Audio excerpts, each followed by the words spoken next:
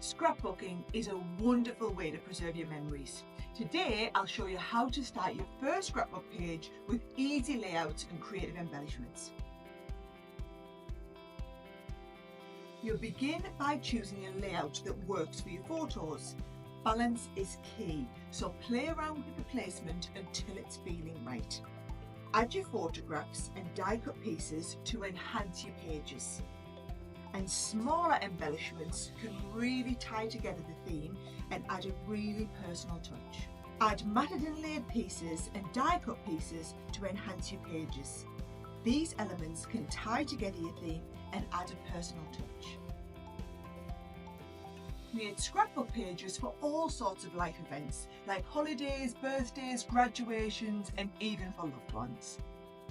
It's a fantastic way to enjoy creative freedom while documenting those ever so special memories.